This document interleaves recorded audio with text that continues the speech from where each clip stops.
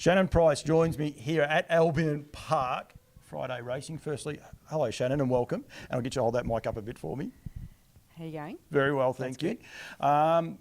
Big positive feel up here in Albion Park, well in Queensland Racing, full stop, isn't there? Yeah, things are going ahead up here with the new track announcement and prize money increases, so it's something to look forward to. Breeders are happy, there's breeders bonuses going around, there's a new track coming, the sales has been reinvigorated, I think it's the biggest number, so it's just all positive. ID 23 behind the back of us, everyone's up and about Queensland Racing. Yeah, they sure are. It's going to be a big year for Queensland this year. You've been here all your life? Have you trained here all your life? Yes, in Brisbane. Have you seen it as positive as what it is at the minute? Oh, well, if you cast your eye back, many years ago, we were racing for a lot less prize money. So, yeah, this is big positives, to finally get a new track. And shame to be losing Albion Park, but, something to look forward to because the new track's going to be state of the art that the rest of the world will be envious of. So, big positives there. And, yeah, the yearling sales, so many yearlings to go through. So, it's good times for everybody, I think. Does it worry you leaving here, leaving Breakfast Creek?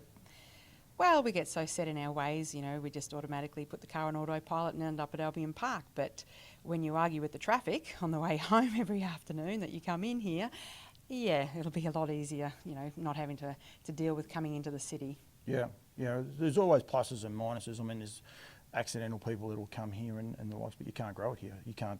They can't do anything. You say about state-of-the-art track, they can't change a track because they're bound by their conditions. So it either stays like this or you take the punt and go and grow. Yep.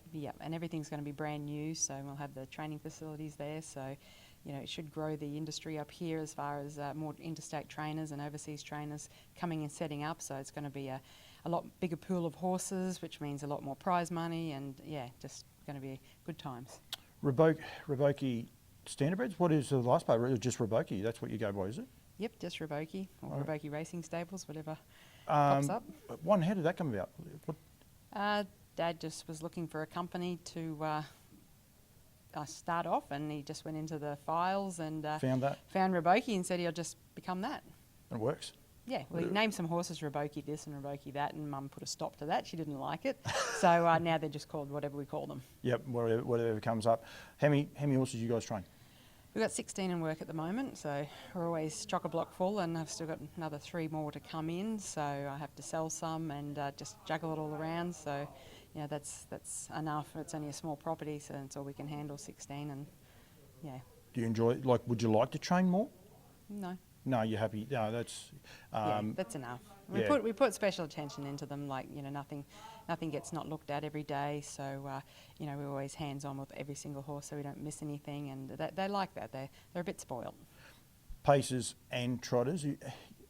Be fair to say your trotters are probably starting to shine the light for you guys at the minute. Yeah. No, the trotters have been going good. I hadn't really had a trotter until about 5 or 6 years ago when a good friend of mine, Janice Bryant, pestered me for a long time to take a mare of her. She's good on a pester too, isn't she? Once she starts, you can't stop. She's like a dog on a bone. She doesn't let go, and she just kept at me. And then finally I said, okay. So she sent the horse up and it won its first race. And it just sort of went from there. And then I always like to have a couple in the stable. And they're once they're older and they're gated up and good gated and that, you just do them with your eyes closed. I saw Van Shank, you've done a huge job with him, formerly trained by Chris and Alison Elford, and they did a great job with him as well. But I just seen him trial here the other day. Like, you can turn them around and you can actually see why, because the weather's so much warmer, a horse maybe with a niggle or two, you don't feel them as much. Alison and Chris won't mind me telling, they live in Romsey. It's cold. I know people lit the fire in Romsey Wednesday of this week, so it is always colder and that, but they do, some horses really click up here and can really go that next level, can't they? Yeah, well, when I bought him and I was speaking to Chris and Alison, they looked out the window and they said he's standing up to his fetlocks in water. It's 0 degrees. Yeah. And when he came up here, it was 25 degrees and dry. So he's obviously thrived on the weather, and I just train him out of a yard. But he's always been a horse that just needed to mature. And now he's 6 years old. I think the penny's dropped, so we're probably going to see the best of him this year. And is that nice timing for you with the backdrop we've got? Would he be an intermediate trotter for you? Maybe, maybe not. He does race best fresh, every couple of weeks, like it showed in his trial the other day. He hadn't started for a couple of months, but he also backs up week in, week out. So it doesn't matter. I just pick and choose his races because he is a free-for-all grade now and would be handicapped out of it over the stands. So keeping him to mobile racing is the best thing. But no, he's finally starting to put it together.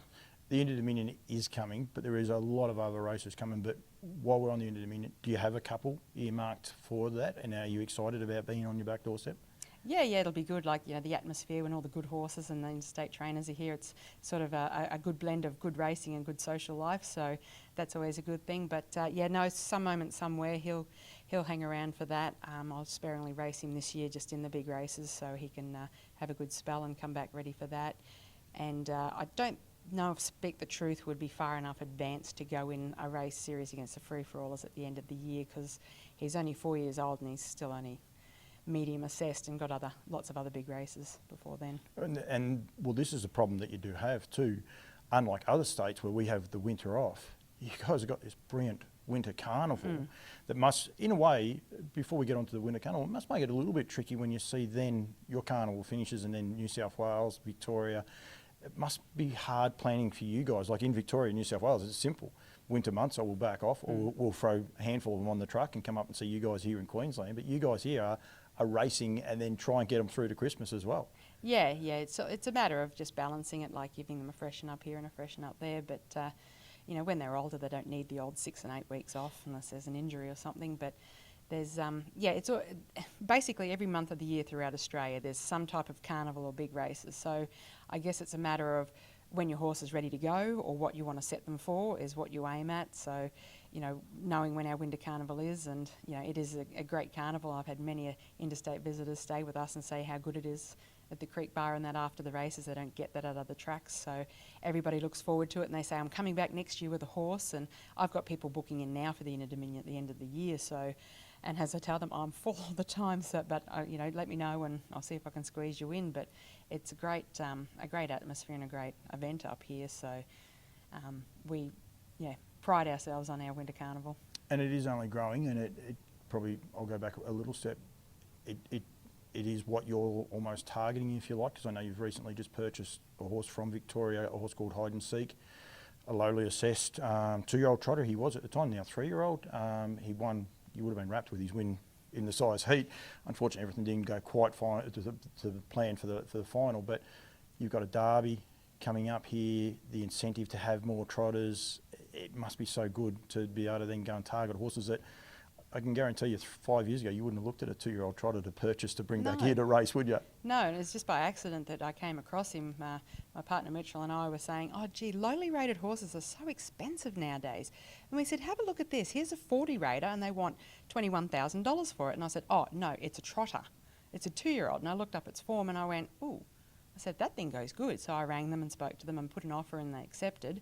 And then, sent him across to Jess and Greg, Sugar's Tubs, and he turned out to win his heat, which was awesome. And then we, went pear-shaped for the final. But he had no luck, but he's a horse with a future, isn't he? Yeah, he's having 2 weeks off down there. Then he'll be up, and I'll set him for the Jim McNeil. So being a 50 rater, and it's a 50 rater, like it's a 50 to 65, so he's off the front.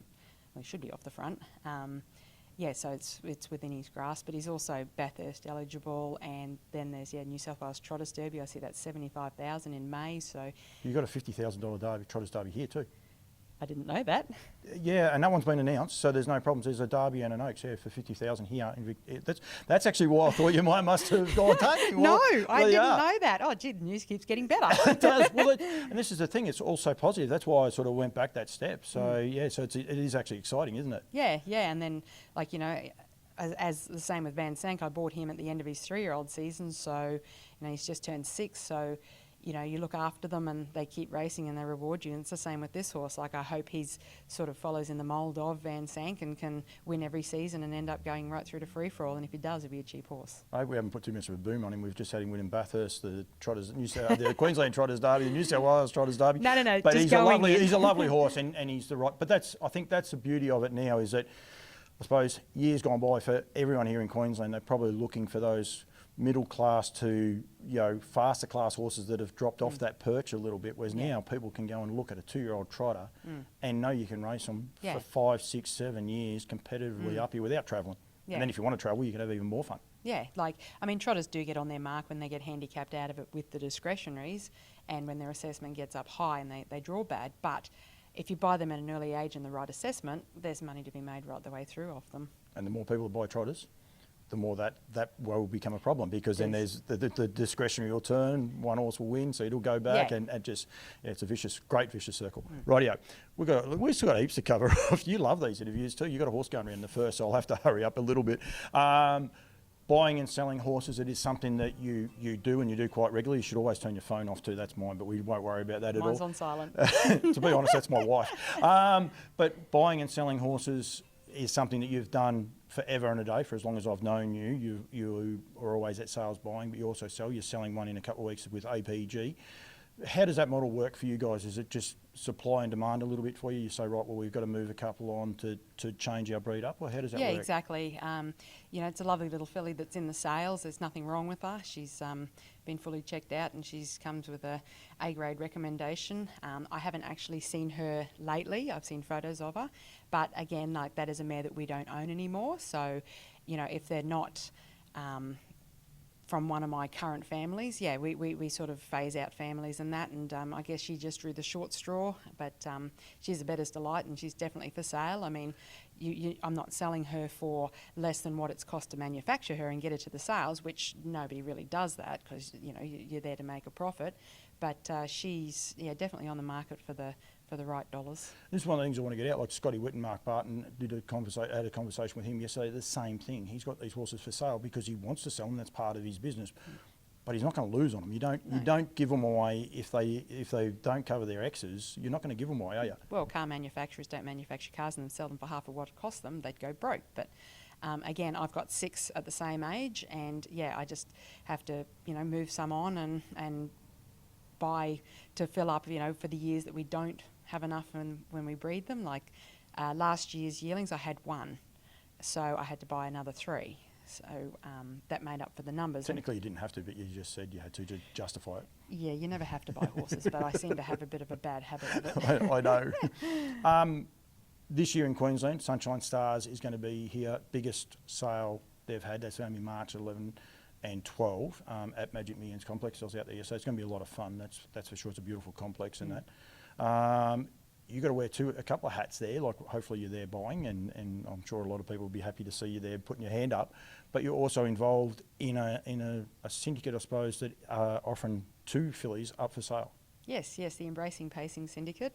We've got 2 fillies in the sales, and we've got a Sweet Lou filly and a trotter, a What the Hill filly, both very well bred, and I believe they're good sorts as well, and Burwood's preparing them and taking them to the sales for us, and yes, they're for genuine sale to help the cause of Embracing Pacing, which is women in racing.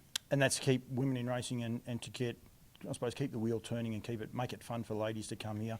Yeah. It's not a bloke's sport, and it's definitely not on the track. We want it to be off the track as well, don't we? We want people to be able to come, sit in the stands with others and enjoy the day out and have some fun. Yeah, we're looking at doing a syndicate together for just women in racing, so it's a women's only syndicate to, as you said, you know, cater for the ladies as well in racing. And yeah, we do social activities, and we hold nights, you know, events and that, functions at Albion Park for, you know, the ladies to come along. Some of them men are allowed as well, but usually it's a ladies thing. So, and we're here to support the ladies, you know, about getting maternity leave and that sort of for women that work in racing. So it's more than just a social thing. So cool. That's really good. Yeah, so it's to help every lady out there. Yeah, that's probably something a lot of people don't think about. Like, no. You know, why didn't you have kids? Well, we're training 30 horses, and before I knew it, I was 45. Like, and you hear that a lot. So yeah. And that's what the new track is going to have, like child minding facilities, so the lady drivers who are competing that have children can actually put their children into the facilities and get them looked after, knowing that they're well looked after. That's gold. So as I said, state of the art facilities coming up. So it's going to be something to look forward to. That's. Hats off to Queensland Racing. I think it's great. And Albion Park, the Creek, a lot of these are driving it. But the buy-in from Racing Queensland as well, like I say buy-in, it's just one of those words you use, but that's where the positivity comes from here. When you've got the thoroughbreds, the greyhounds and the harness, the governing body pushing for these all to succeed. It's so exciting, isn't it? Yeah. Well, we all sort of come under the one umbrella. We're all racing, so we all produce a product racing, and it's on TV.